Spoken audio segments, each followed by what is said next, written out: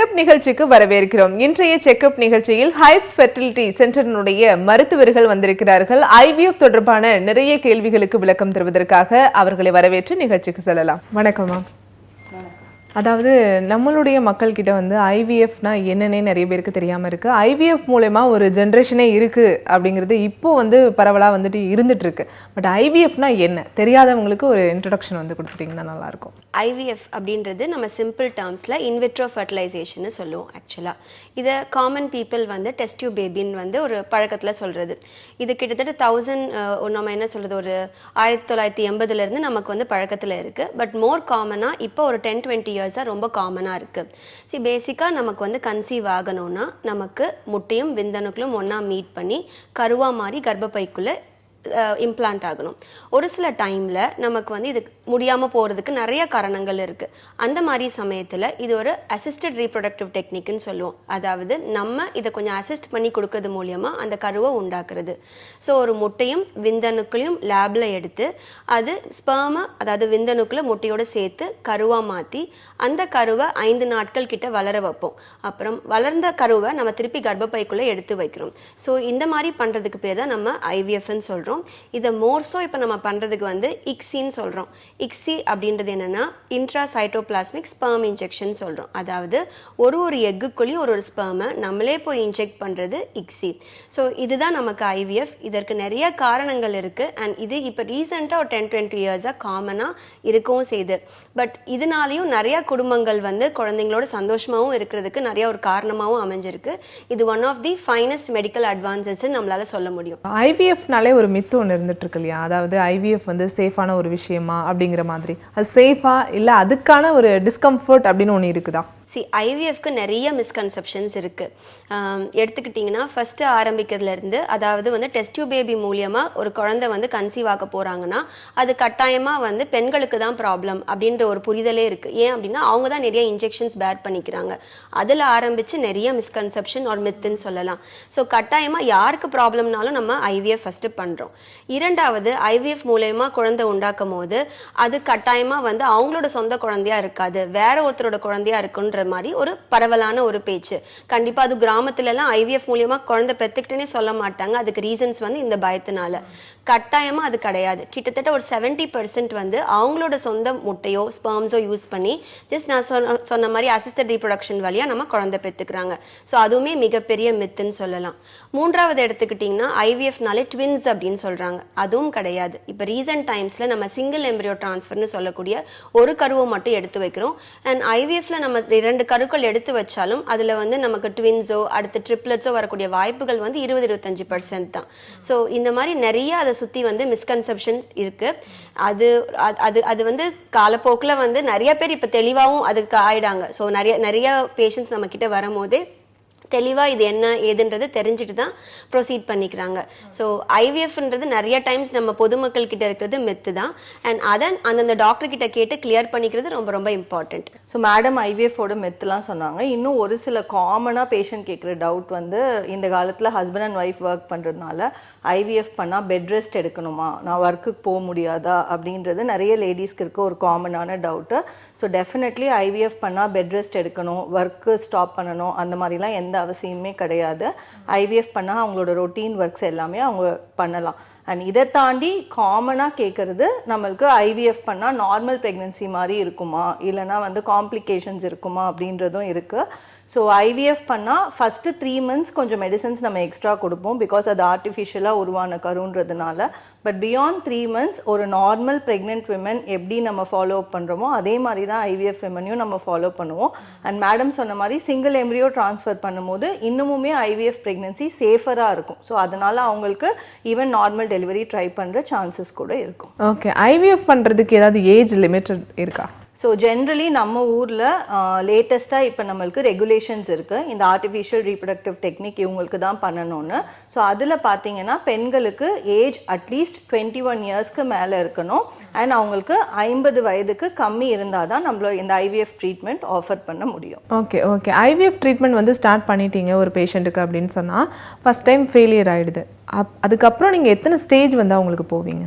IVF அப்படின்ற போது எல்லாரோடைய misconception again அது என்னன்னா, நமக்கு வந்து ஒரே முறையில் நான் ஐவிஎஃப் தான் ஃபைனல் ட்ரீட்மெண்ட், நான் போன உடனே அவன் வந்து நான் குழந்தையோட தான் வெளியில் வர போகிறேன் அப்படின்றது கிடையாது கட்டாயமாக. ஐவிஎஃப்பும் உங்களுடைய பிரச்சனைகளை ஓவர் கம் பண்ணி நம்ம கொஞ்சம் பெட்டரான ஒரு அவுட்கம் கொடுக்க தான் நம்ம ட்ரை பண்ணுறோம்.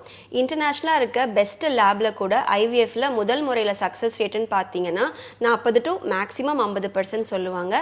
நம்ம கண்ட்ரியில் கிட்டத்தட்ட இப்போ எங்கள் யூனிட்டில் எடுத்துக்கிட்டிங்கன்னா கிட்டத்தட்ட 60 to 65% நம்ம கன்சிஸ்டண்ட்டாக இருக்குது. சில நல்ல மந்த்ஸில் 70-75 கூட ரீச் ஆயிருக்கும். ஸோ கண்டிப்பாக மிச்சம் 20-25% பேர் கட்டாயமாக முதல் முறை சக்ஸஸ் ஆக முடியாது. சம்டைம்ஸ் முதல் டைம் நம்ம நெகட்டிவ் ஆயிடுது அப்படின்னா நீங்கள் கவலைப்பட வேண்டாம். ஏன்னா வந்து ஃபர்ஸ்ட் டைம் சக்ஸஸ் ஆகாத காரணங்கள் என்னன்றது இருக்கும். ஒருவேளை கரு ஆரோக்கியம் இல்லாமல் இருக்கலாம், இல்லாட்டி கர்ப்பப்பையில் அதோட திறன் கம்மியாக இருக்கலாம், ஒட்டுதல் தன்மை கம்மியாக இருந்திருக்கலாம். இதில் நிறைய காரணங்கள் இருக்கும். ஸோ இதில் என்னென்ன காரணங்கள்ன்றது நம்ம அனலைஸ் பண்ணுறதுக்கு நிறைய வாய்ப்புகள் இருக்குது. அந்த எம்ப்ரியோவை திருப்பி ஜெனட்டிக் டெஸ்டிங் அனுப்பி நம்மளால் பார்க்க முடியும். கருவோட ஒட்டுதல் தன்மையை கண்டுபிடிக்கிறதுக்கு சில டெஸ்ட்டுகள் இருக்குது. கர்ப்பப்பைக்குள்ளே ஏதாவது பிரச்சனைகள் இருக்கான்னு பார்க்குறதுக்கு ஹிஸ்டோஸ்கோப்பி போன்ற கருவிகள் யூஸ் பண்ணி கர்ப்பப்பையோட உள்பகுதியை நம்மளால் பார்க்க முடியும். ஸோ இந்த மாதிரி நம்ம என்னென்ன தேவை, அந்த கப்பலுக்கு நெகட்டிவ் ஆனதுக்கு காரணம் என்ன, முட்டையோட குவாலிட்டியா, இல்லை விந்தணுக்களோடைய குவாலிட்டி கம்மியாக இருக்கா, இல்லை கருவே ஆரோக்கியமின்மை இல்லாமல் இருந்ததா, இல்லை கர்ப்பப்பையில் தொந்தரவுகள் இருந்ததா, இதை நம்ம வந்து எங்கெங்கே நமக்கு கேப்ஸ் இருக்கோ அதெல்லாம் நம்ம பார்த்துட்டு சரி பண்ணும் போதே அடுத்தடுத்து கன்சீவ் ஆகிறதுக்கு வாய்ப்புகள் இருக்குது. ஃபர்ஸ்ட் டைமே மேக்ஸிமம் அவங்களுக்கு வந்து ஒரு 2 கருக்கள் மேலே ஃபார்ம் ஆகுறதுக்கு வாய்ப்பு இருக்குது. ஸோ என்டையர் ப்ராசஸ் அவங்க ரிப்பீட் பண்ணணும்னு அவசியம் கிடையாது. 2 கருக்கள் எடுத்து வச்சு நிற்கலைன்னா திருப்பி வந்து நம்ம ஸ்டோரேஜில் இருக்க 2 கருக்களை எடுத்து வச்சாலே மேக்ஸிமம் வந்து சக்ஸஸ் ஆகிடும். ரிப்பீட்டடாக நெகட்டிவ் ஆகும் போது அவங்கள வந்து வேறு ஏதாவது நம்ம அவங்களுக்கு மல்டிவிட்டமின்ஸோ அவங்களுக்கு ஹெல்த்துக்கு தேவையான லைஃப் ஸ்டைல் மாடிஃபிகேஷன்ஸ்லாம் பண்ணதுக்கப்புறம் 2வது சைக்கிள் அண்டர்கோ பண்ணும் போது இந்த ஜெனட்டிக் டெஸ்டிங்லாம் இன்கார்பரேட் பண்ணும் போது கட்டாயமாக ஓரளவுக்கு நியர் 90% கிட்ட நிறைய பேருக்கு சக்ஸஸ் வரதுக்கு வாய்ப்புகள் இருக்குது. மேம், நார்மலாக பிறக்கக்கூடிய குழந்தைக்கும் ஐவிஎஃப் மூலயமா பிறக்கக்கூடிய குழந்தைக்கும் ஏதாவது டிஃப்ரென்ஷியேட் இருக்குமா, இல்லை அவங்க ஹெல்த் வைஸ் எப்படி இருப்பாங்க? ஓகே, இது ரொம்ப நல்ல ஒரு கொஷின். யூஸ்வலி எல்லாருக்கும் அதுதான் இருக்க பெரிய டவுட்டு. ஸோ நார்மலாக ஒரு 100 பேர் ப்ரெக்னென்ட் ஆகுறாங்க அப்படின்னா அதில் வந்து 100ல் 3லேருந்து 5 குழந்தைங்களுக்கு, அதாவது 3லேருந்து 5% அனாமலி குறைபாடு வர்றதுக்கு வாய்ப்பு இருக்குது. ஸோ நம்ம ஐவிஎஃப் மூலமாக 100 பேர் ப்ரெக்னென்ட் ஆகுறாங்கன்னா ஐவிஎஃப்லேயும் அதே 3 to 5% ரிஸ்க் தான் இருக்குது. நம்ம ஐவிஎஃப் பண்ணுறது மூலமாக இந்த குழந்தைக்கு குறைபாடு வர்றதுக்கான ரிஸ்க்கு அதிகரிக்கிறதும் கிடையாது, நம்ம ஐவிஎஃப் பண்ணுறது மூலமாக அதை அவாய்ட் பண்ணவும் முடியாது. ஸோ ஒரு நார்மல் ப்ரெக்னென்சியில் என்ன ரிஸ்க் இருக்குமோ அதே தான் நம்மளுக்கு ஐவிஎஃப் ப்ரெக்னென்சிலையும் இருக்கும். அண்ட் இது தவிர நிறைய ரிசர்ச் பண்ணியிருக்காங்க. இப்போ கிட்டத்தட்ட 1978லேருந்து ஐவிஎஃப் பண்ணுறதுனால கடந்த 30 வருஷத்தில் ஐவிஎஃப் மூலமாக பிறந்த குழந்தைங்கள் எப்படி இருக்காங்க, அவங்களுக்கு ஏதாவது லாங் டேர்ம் ப்ராப்ளம்ஸ் வருதா, இந்த மாதிரிலாம் பார்க்கும்போது மோஸ்ட் ஆஃப் த ஸ்டடீஸில் அந்த மாதிரி எதுவுமே ப்ரூவ் பண்ணுறது கிடையாது. இதை தவிர நிறைய பேஷண்ட்ஸ் கேட்குறது, இப்போ நான் ஐவிஎஃப் பண்ணுறதுனால என்னோட குழந்தைக்கும் ஐவிஎஃப் தேவைப்படுமா அப்படின்ற கன்சர்ன் நிறைய பேருக்கு இருக்குது.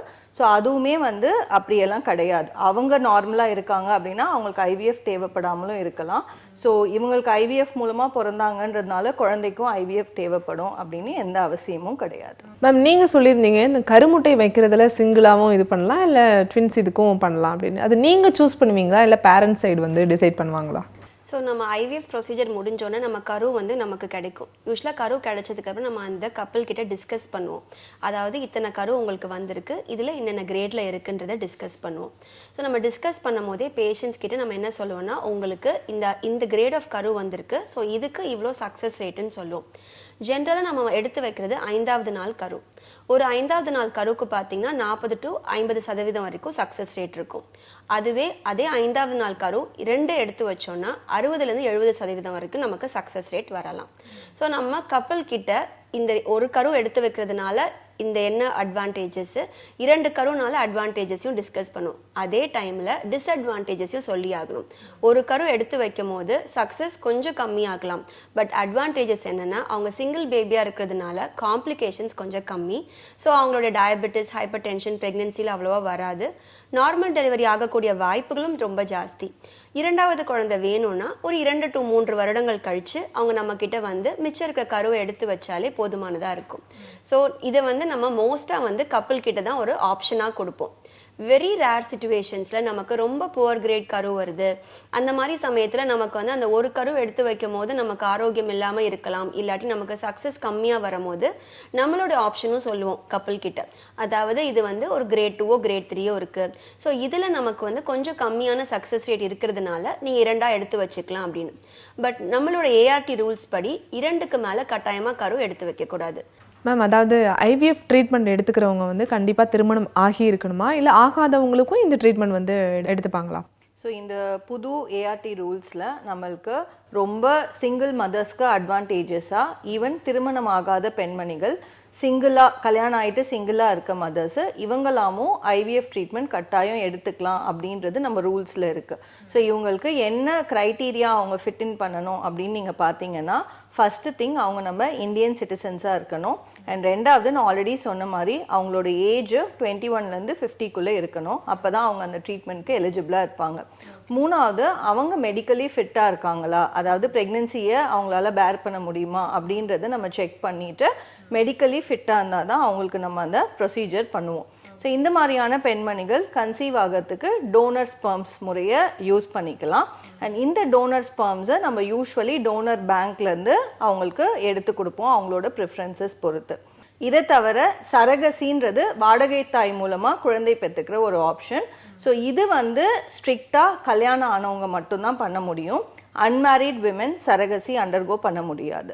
பட் ஆனால் கல்யாணம் ஆகிட்டு டிவோர்ஸ் ஆயிருக்காங்க, இல்லை விடோட் விமென் அப்படின்னா தாராளமாக அவங்க சரகசி ஆப்ட் பண்ணலாம். பட் அவங்களுக்கு என்ன க்ரைட்டீரியானா, ப்ரீவியஸாக அவங்களுக்கு குழந்தை இருக்கக்கூடாது அண்ட் ஏஜ் வந்து 35லேருந்து 45க்குள்ளே இருக்கணும். இது தவிர பார்த்தீங்கன்னா சிங்கிள் மேல் கட்டாயமாக நம்மளோட நியூ ஏஆர்டி பில் இந்தியன் லா படி அண்டர்கோ பண்ண முடியாது. அதாவது 2020க்கு முன்னாடி இருந்த லா படி ஒரு சிங்கிள் பேரண்ட், அதாவது ஒரு ஆண் மகனாக இருந்தால் ஹீ கேன் கெட் ப்ரெக்னென்ட், அதாவது அவரோட டோனர் எக் எடுத்து அவரோட ஸ்பெர்மை இன்ஜெக்ட் பண்ணி வாடகை தாய் மூலியமாக நமக்கு குழந்தை பெற்றுக்க முடியும். நிறைய நமக்கு தெரிஞ்ச செலிபிரிட்டிஸ் அந்த மாதிரி இருக்காங்க.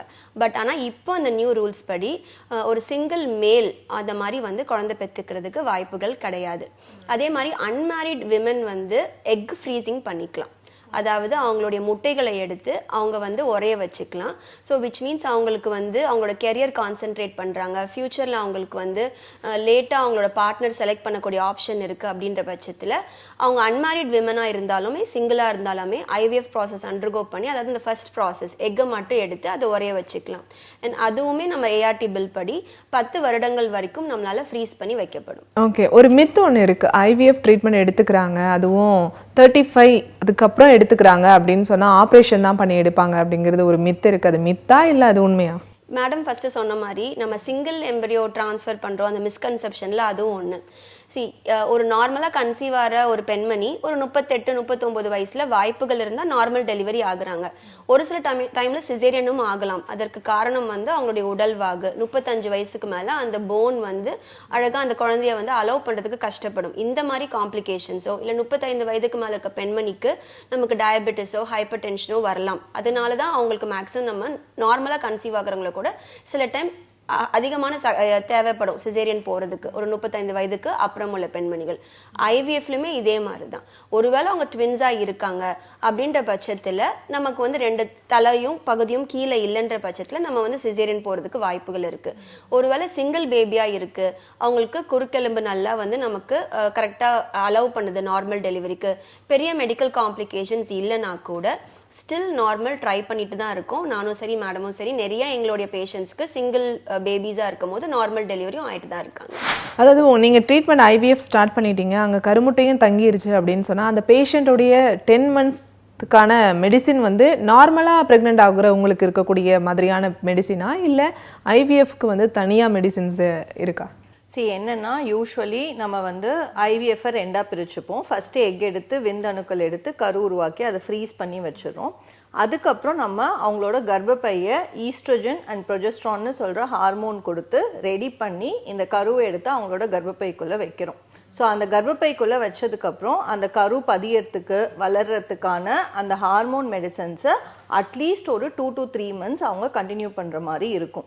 யூஸ்வலி ஒரு 8 to 9 வீக்ஸ் ஆஃப் ப்ரெக்னென்சிக்கு அப்புறம் இந்த பேபி ஒரு குறிப்பிட்ட சைஸ் வளர்ந்துருச்சு, அவங்க நஞ்சு கொடி பிளாசண்டான்னு சொல்கிறது வளர்ந்துருச்சு அப்படின்னா பேபியும் பிளாசண்டாவும் அதுக்கு தேவையான ஹார்மோன்ஸை செக்ரீட் பண்ணிக்கும். ஸோ அதுக்கப்புறம் நம்ம எக்ஸ்டர்னலாக கொடுக்குற சப்போர்ட்டை அந்த பெண்மணிக்கு பெருசாக தேவைப்படாது.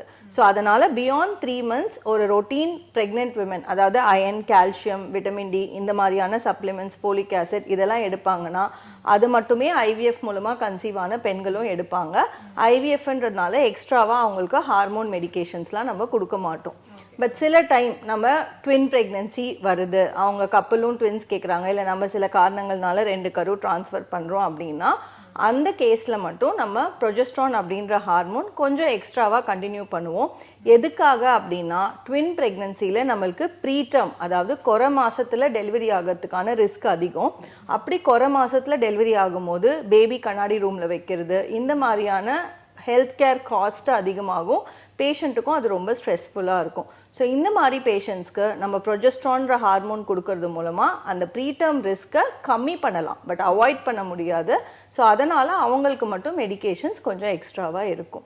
ஒரு ஹஸ்பண்ட் அண்ட் ஒய்ஃப் வந்து ஐவிஎஃப் ட்ரீட்மெண்ட்க்கு வராங்க அப்படின்னு சொன்னால் ஒய்ஃப் வந்து நிறையவே வந்து உங்ககிட்ட வந்து ட்ரீட்மெண்ட் எடுத்துப்பாங்க. ஹஸ்பண்ட் வந்து எந்த அளவுக்கு குவாலிட்டியாக இருக்காங்க அதெல்லாம் வந்து நீங்கள் செக் பண்ணுவீங்க. என்ன மாதிரி ட்ரீட்மெண்ட் வந்து மென்னுக்கு எடுப்பீங்க? இது இந்த ரீசன்ட் டைம்ஸில் ரொம்ப முக்கியமாக உள்ளது. ஏன்னா வந்து நமக்கு வந்து ப்ராக்ரெசிவாக பார்த்தீங்கன்னா முன்னாடி வந்து நமக்கு வந்து பெண்களுக்கு இவ்வளோ காரணத்தினால நமக்கு வந்து குழந்தையின்மை ப்ராப்ளம் வந்ததுன்னா இப்போ ரீசன்ட் டைம்ஸில் ஆண்களுக்கு உண்டான ப்ராப்ளம் அதை விட இப்போ அதிகமாக போயிட்டுருக்கு. ஸோ ஒரு கப்பல் நம்மக்கிட்ட வரும்போதே நம்ம ஜாயிண்ட்டாக இவாலுவேட் பண்ணுறது தான் ரொம்ப ரொம்ப இம்பார்ட்டன்ட். எவ்வளோ இம்பார்ட்டண்ட்டாக அந்த பெண்மணியை பார்க்குறோமோ அவ்வளோ இம்பார்ட்டண்ட்டாக அந்த மேலுக்கும் நம்ம டெஸ்ட்டுகள் இருக்குது. ஸோ ஐவிஎஃப்க்கு கட்டாயமாக ப்ரிப்பேர் பண்ணுறதுக்கு முன்னாடி அவங்களையும் டீட்டெயில்டாக பார்த்தா மட்டும்தான் அவுட்கம் நல்லா வரும். ஸோ இட் ஸ்டார்ட்ஸ் ஃப்ரம் அவங்களுக்கு கட்டாயமாக பிபி பார்க்கணும். நிறைய பேருக்கு சடனாக நாங்கள் அப்போ பார்க்கும் போது தான் அவங்களோட பிபி, அவங்களுக்கு ஹைப்பர் டென்ஷன் இருக்குன்றதே தெரிய வரும். இரண்டாவது அவங்களுடைய சுகர் கட்டாயமாக பார்க்கப்படும், தைராய்டு, அப்புறம் ப்ரொலாக்டின் ஒரு ஹார்மோன், இதெல்லாம் அவங்களோட பேசிக் டெஸ்ட். பட் இதில் சின்ன சின்ன கரெக்ஷன்ஸ் நம்ம பண்ணும்போது அந்த அவுட்கம் ரொம்ப நல்லா வரும். அடுத்தது முக்கியமானது பார்த்தீங்கன்னா விந்தணுக்கள். இது முன்னாடியே ட்ரீட்மெண்ட்டை நிறைய முறை அவங்க பண்ணியிருப்பாங்க. பட் இந்த டைமில் நம்ம அவங்களுக்கு டீட்டெயில்டான ஒரு இவாலுவேஷன் பண்ணுவோம். அதில் என்னெல்லாம் நம்ம பண்ணுவோம்னு பார்த்தீங்கன்னா விந்தணுக்களுடைய அளவு எப்படி இருக்குது, அதே மாதிரி அதோட முன்னோக்கி செல்லக்கூடிய மூவ்மெண்ட் எப்படி இருக்குது, உருவ அமைப்பு எப்படி இருக்குது. இதை இன்னும் ஐவிஎஃப்க்கு போகும்போது டீட்டெயில்டாக எப்படி பார்ப்போம்னா டிஎஃப்ஐங்கிற ஒரு அட்வான்ஸ்டான டெஸ்ட் இருக்குது. அது ஏன் இம்பார்ட்டண்ட்னா நிறைய டைம்ஸ் நமக்கு எல்லாமே நார்மலாக இருக்கும் போது அவுட்கம் நல்லா வராத போது நம்ம இதை செக் பண்ணும் போது அதில் ப்ராப்ளம்னால தான் நமக்கு அவுட்கம் பேடாக வந்திருக்கும். அதனால முன்கூட்டியே அதை செக் பண்ணிக்கிறது ரொம்ப ரொம்ப இப்போ ரீசன்ட் டைம்ஸில் இம்பார்ட்டண்ட். அது ஸ்பெர்மோடைய மரபணு உடையிற தன்மையை நமக்கு குறிக்கும். ஒருவேளை அந்த உடையிற தன்மை அதிகமாக இருக்கும் போது நமக்கு அதுக்குண்டான ஸ்பெர்ம் செலெக்ஷன் டெக்னிக்ஸை நம்ம ஐவிஎஃப்ல யூஸ் பண்ணி பண்ணுற மாதிரி வரலாம். அடுத்ததாக முக்கியமாக நமக்கு இன்ஃபெக்ஷன் பார்ப்போம். நிறைய டைம் விந்தணுக்களை இன்ஃபெக்ஷன் அதிகமாக இருக்கலாம், அதனால அது முட்டையும் விந்தணுக்களும் சேரக்கூடிய டைமில் கரு ஃபார்மேஷன் அப்நார்மலாக இருக்கும். ஸோ இதையும் டீட்டெயில்டாக பார்ப்போம். ஸோ இதெல்லாம் பார்த்துட்டு ப்ளஸ் அந்த மேல்ஸ்கில் ஏதாவது அப்நார்மலிட்டி இருந்ததுன்னா proper pre treatment, antioxidant சொல்லக்கூடிய நச்சுத்தன்மையை கம்மி பண்ணக்கூடிய மல்டி விட்டமின்ஸ் அவங்களுக்கு கொடுத்து அவங்களையும் முடிஞ்ச அளவுக்கு வெயிட் கம்மி பண்ண சொல்லுவோம், டயட் ரெஸ்ட்ரிக்ஷன்ஸ் ஃபாலோ பண்ண சொல்லுவோம், ஃபிசிக்கல் ஆக்டிவிட்டி இன்க்ரீஸ் பண்ண சொல்லுவோம். எப்படி ஒரு விமன் அதுக்கு டெடிகேட்டடாக அவங்க வந்து ஐவிஎஃப்க்கு ப்ரிப்பேர் ஆகலாங்களோ அதுக்கு ஈக்குவலாக மேலும் ப்ரிப்பேர் ஆகணும். அண்ட் மோர் அவங்களுக்கு ரெஸ்பான்சிபிலிட்டியும் இருக்குது. பிகாஸ் ஒரு ஈக்குவலாக நமக்கு ஒரு அவுட்கம் வர ஒரு விஷயத்துக்கு ஃபீமேல்ஸ் தான் அதிகமாக இன்ஜெக்ஷன்ஸ் பேர் பண்ண போகிறாங்க. ஸோ அவங்க இதுக்கு வந்து ரொம்ப சப்போர்ட்டிவாகவும் ஆகணும் விமென்க்கு. ஸோ ஓவரால் அந்த மேல் ட்ரீட்மெண்ட், மேல் ப்ரிப்பரேஷனுங்கிறது ஐவிஎஃப்பை பொறுத்த வரைக்கும் ரொம்ப ரொம்ப இம்பார்ட்டண்ட். அதாவது ஒரு ஐவிஎஃப் ட்ரீட்மெண்ட் ஒருத்தங்களுக்கு ஸ்டார்ட் பண்ணிட்டோம் அப்படின்னு சொன்னால் அவங்களுக்கு வந்து இப்போ ஃபுட்டுலாம் வந்து இந்த மாதிரி தான் கொடுக்கணும், அந்த மாதிரி ஏதாவது டயட் வந்து இருக்கா? ஜென்ரலி நம்ம ஈவன் ப்ரெக்னென்சி ட்ரை பண்ணுறவங்களுக்கு ஐவிஎஃப்னு கிடையாது, ஃபர்டிலிட்டிக்கு வர எல்லா பேஷண்ட்க்கும் அட்வைஸ் பண்ணுறது ஒரு ஹெல்த்தியான டயட் ஃபாலோ பண்ண வேண்டியது ரொம்ப அவசியம். Healthy diet in the sense நம்ம வந்து sweets, sugars, junk food, outside food இதெல்லாம் நம்ம காமனாக சொல்கிறது முடிஞ்ச வரைக்கும் அவங்க அவாய்ட் பண்ணிக்கணும். And protein rich food daily at least ஏதாவது ஒரு ஃப்ரூட்ஸு, வெஜிடபிள்ஸு, சுண்டல், ஸ்ப்ரவுட்ஸு, நட்ஸு இந்த மாதிரிலாம் அவங்க எடுக்கும் போது அவங்களுக்கு நேச்சுரலாகவே விட்டமின் சத்து அதிகமாக இருக்கும். அண்ட் இது மூலமாக எக் அண்ட் ஸ்பெர்ம் குவாலிட்டி ரொம்ப பெட்டராக தான் நிறைய ரிசர்ச்சில் ப்ரூவ் பண்ணியிருக்காங்க. அண்ட் யூஸ்வலி ஃபர்டிலிட்டிக்கோ ஐவிஎஃப்கோ வரும்போது அட்லீஸ்ட் 2 to 3 months ப்ரையர் நம்ம ஒரு ஹெல்த்தி டயட் ஃபாலோ பண்ணுறது மூலமாக நம்மளோட ட்ரீட்மெண்ட்டோட சக்ஸஸ் பெட்டர் ஆகிறதுக்கு வாய்ப்பு இருக்குது. அண்ட் இதை தாண்டி நெக்ஸ்ட் முக்கியமான விஷயம் அவங்களோட லைஃப் ஸ்டைல், அதாவது எக்ஸசைஸ் பண்ணுறது. 2 பேருமே அட்லீஸ்ட் டெய்லி ஒரு 1/2 hour to 45 minutes ஆகுது ஏதாவது ஒரு ஃபிசிக்கல் ஆக்டிவிட்டியில் இன்வால்வ் ஆகும்போது நம்மளுக்கு இந்த உடல் பருமனால் வர ப்ராப்ளம்ஸு, ஒபிசிட்டி இதெல்லாம் அவாய்ட் பண்ணலாம். அண்ட் இன்டர்ன் ஃபர்டிலிட்டி ட்ரீட்மெண்ட்ஸோட அவுட்கம் நல்லா இருக்குது. அண்ட் 3வது காமனாக இப்போ இருக்க பிரச்சனை தூக்கமின்மை. முக்கால்வாசி பேருக்கு ஸ்லீப்லெஸ்னஸ்ன்றது ஒரு காமன் இஷ்யூவாகவே இருக்குது. ஸோ அதனால் கப்பிள் வந்து ப்ரெக்னென்சி பிளான் பண்ணுறாங்க அப்படின்னா டெஃபினெட்லி ஒரு 8 hours ஆகுது ஒரு ப்ராப்பர் தூக்கம் இருக்கிற மாதிரி அவங்க பார்த்துக்கணும். காமனாக உங்ககிட்ட வரக்கூடிய பேஷண்ட்ஸ் உங்ககிட்ட வந்து டவுட் அப்படின்னு சொல்லி கேட்கக்கூடிய ஃபர்ஸ்ட் கொஸ்டின் என்னவா இருக்கு? சரி, அவங்களுக்கு வந்து சின்ன சின்ன விஷயத்தினால நான் கன்சீவ் ஆகலையோ அப்படின்றது தான் அவங்களோட மேஜர் திங்ஸ் ஆக்சுவலாக. ஸோ ஒரு பெண்மணி என்கிட்ட வரும்போது ஃபஸ்ட்டு அவங்க நினச்சிக்கிறது என்னால் தான் டாக்டர் நான் கன்சீவ் ஆகலை. நம்ம அப்போ இன்வெஸ்டிகேஷன்ஸ் அவங்களுக்கு கொடுக்கும் போதே அவங்க என்ன நினச்சிக்கிறாங்கன்னா, ஹஸ்பண்டுக்கு ஒரு 2 மாதம் கழிச்சு பண்ணிக்கலாம் டாக்டர், எனக்கு மட்டும் இப்போதைக்கு பாருங்க. இதுதான் காமனாக ஃபஸ்ட்டு என்கிட்ட சொல்கிறாங்க. ஓகேங்களா? ஸோ இது வந்து ஃபஸ்ட்டு பெரிய பெரிய ஒரு தப்பான ஒரு விஷயம். ஒருத்தர் நீங்கள் குழந்தையின்மைன்னு வரும்போதே 2 பேருக்குமே ப்ராப்ளம் இருக்கலாம். அது தனக்கு மட்டும்தான் ப்ராப்ளம் இருக்குன்றது நம்ம பெண்மணிகளுக்கு தன்னால் நினச்சிக்க வேண்டியது. அடுத்து முக்கியமாக என்கிட்ட கேட்குறது, நீர்க்கட்டினால நான் கன்சீவே ஆக முடியாதான்றதும் நிறைய கேள்விகள் கேட்பாங்க. நீர்க்கட்டின்றது ஒரு டிசீஸ் கிடையாது, அது ஒரு டிஸார்டர். அது சின்ன உடல் மாற்றம், ஹார்மோன் இம்பேலன்ஸ் மட்டும்தான். ஸோ அதனால கன்சீவ் ஆகாமல் போனதாக வந்து பெருசாக வந்து வாய்ப்புகள் கிடையாது. ஸோ நீர்க்கட்டினால நான் கன்சீவே ஆக மாட்டேன் அப்படின்றது என்னோட ஃபேமிலியில் சொல்லிட்டாங்க, நான் ஆக மாட்டேன் எங்கள் வீட்டில் சொல்லிட்டாங்க அப்படின்ற ஒரு காமன் ஒரு இதோட தான் என்கிட்ட வந்து கேட்பாங்க. ஸோ அதுவுமே வந்து ஒரு பெரிய பெரிய வந்து அந்த ஒரு மிஸ்டேக் பண்ணக்கூடாது. என்ன ப்ராப்ளம்னாலும் அதை வந்து சரி பண்ணிக்க கட்டாயமாக முடியும். ஸோ அதுக்கு உண்டான ப்ராப்பர் இவாலுவேஷன் அண்ட் ட்ரீட்மெண்ட் பண்ணிக்கிறதே போதுமானதாக இருக்கும். ஐவிஎஃப் ட்ரீட்மெண்ட் அப்படின்னு சொன்னாலே வந்து ஹெவியாக பில் ஆகிடும் அப்படிங்கிற ஒரு மனநிலையும் மக்கள்கிட்ட இருக்குது. அதுக்கு நீங்கள் கொடுக்கக்கூடிய விளக்கம் என்னவா இருக்குது? என்னன்னா டெஃபினெட்லி ஐவிஎஃப் ட்ரீட்மெண்ட்டோட காஸ்ட்டு கொஞ்சம் கூடுதலாக தான் இருக்கும். அண்ட் என்ன அப்படின்னா, ஏன் அதோட காஸ்ட் கூடுதலாக இருக்குன்னா, நம்ம வந்து ஒரு எக் எடுத்து ஒரு விந்தணுக்கள் எடுத்து அதை கருவாக்கி அதை ஒரு 5 நாள் வரைக்கும் லேபில் வளர்க்குறதுன்றது அவ்வளோ சுலபம் கிடையாது. அதுக்கான எக்யூப்மெண்ட்ஸு, அந்த ஐவிஎஃப் லேபை ப்ராப்பராக நம்ம க்ளீனாக மெயின்டைன் பண்ணுறதுக்கு அண்ட் நம்மளோட ஐவிஎஃபோட சக்ஸஸ் இம்ப்ரூவ் பண்ணுறதுக்கு 80% அந்த லேபில் இருக்க அட்வான்ஸ்ட் எக்யூப்மெண்ட்ஸை நம்ம அந்த கருவை வளர்க்குறதுக்கு யூஸ் பண்ணுற மீடியான்னு சொல்லுவோம். அதுதான் அந்த கருவுக்கான நியூட்ரிஷன் அதெல்லாம் கொடுக்கும். ஸோ இவ்வளோ விஷயம் நம்ம பண்ணணுன்றதுனால அந்த ஐவிஎஃப்க்கு யூஸ் பண்ணுற கன்சியூமபிள்ஸ், அதாவது தேவைப்படுற விஷயங்களோட காஸ்ட்டு முக்கால்வாசி நம்ம இம்போர்ட் பண்ணி தான் வாங்குகிறோம். அண்ட் அந்த ஐவிஎஃப்கான ஹார்மோனல் இன்ஜெக்ஷன்ஸ், இப்போ பெண்களுக்கு ஒரு 10லேருந்து 11 நாள் டெய்லி நம்ம இன்ஜெக்ஷன்ஸ் கொடுப்போம். அந்த இன்ஜெக்ஷன் கொடுத்து தான் நம்ம எக்கை வளர வைக்க முடியும். ஸோ அதுக்கப்புறம் தான் நம்ம எக் எடுத்து கரு உருவாக்க முடியும். இது எல்லாமே காஸ்ட்லியாக இருக்கிறதுனால தான் ஐவிஎஃப் ட்ரீட்மெண்ட்டோட காஸ்ட்டு கொஞ்சம் கூடுதலாக இருக்குது. பட் ஆனால் இப்போ வந்து லேட்டஸ்ட்டாக நிறைய இஎம்ஐ ஆப்ஷன்ஸ் அப்படி இருக்குது. ஸோ அது மக்களுக்கு கொஞ்சம் ஈஸியாக இருக்குது. அதனால் அவங்க ஐவிஎஃப் பண்ணுறதுக்கான ஆப்பர்ச்சுனிட்டிஸும் அதிகமாக இருக்குது. ஐவிஎஃப் ட்ரீட்மெண்ட் ஸ்டார்ட் பண்ணியாச்சு, கருமுட்டையும் ஒரு பேஷண்ட்டுக்கு வந்து தங்கியாச்சு. அவங்க இதுக்கப்புறம் இந்த விஷயம் பண்ணக்கூடாது அப்படின்னு சொல்லி நீங்கள் ஏதாச்சும் விஷயம் சொல்வீங்களா பேஷண்ட்டுக்கிட்ட? கரு எடுத்து வச்சதுக்கப்புறம், அதாவது முட்டை நம்ம எடுத்துருவோம், எடுத்து கருவாக மாற்றினதுக்கப்புறம் கரு எடுத்து வச்சதுக்கப்புறம் என்னெல்லாம் ஃபாலோ பண்ணணும்னு பார்த்தீங்கன்னா, முக்கியமாக என்கிட்ட கேட்குறது, நான் வீட்டுக்கு போகாமல் ஹாஸ்பிட்டல்லே இருந்துக்கிறேன் டாக்டர், 15 நாளும் இங்கே இருந்து நான் ரிசல்ட்டை பார்த்துட்டு வீட்டுக்கு போகிறேன்றது. அது வந்து ஒரு கைண்ட் ஆஃப் ஒரு தாட் முன்னாடி நிறைய டைம்ஸ் அவங்க அந்த ஹாஸ்பிட்டலே இருந்து டெலிவரி வரைக்கும் இருந்திருக்காங்க நிறைய பேர். இப்போ அப்படி கிடையாது. வெஸ்டர்ன் கண்ட்ரீஸ்லாம் பார்த்தீங்கன்னா அவங்க எம்ப்ரியோ ட்ரான்ஸ்ஃபர் பண்ணதுக்கப்புறம் அவங்களே கார் ஓட்டிட்டு தான் நிறைய பேர் போவாங்க. பட் நம்ம அவ்வளோ அதுக்கு நமக்கு இன்னும் மனசு வரல. பட் அட்லீஸ்ட் எம்ப்ரியோ ட்ரான்ஸ்ஃபர் பண்ணதுக்கப்புறம் அவங்க கட்டாயமாக அவங்களோட வீட்டுக்கு சேஃபாக போகலாம். எங்களோட நிறைய பேஷண்ட்ஸ் வந்து அவுட்டர் செங்கல்பட், வெள்ளூர்லேருந்து தான் வந்து they can travel back in the same day also. ஒரு பயம் இருந்ததுன்னா ஒரு நாள் ஸ்டே மோர் தென் இனஃப்.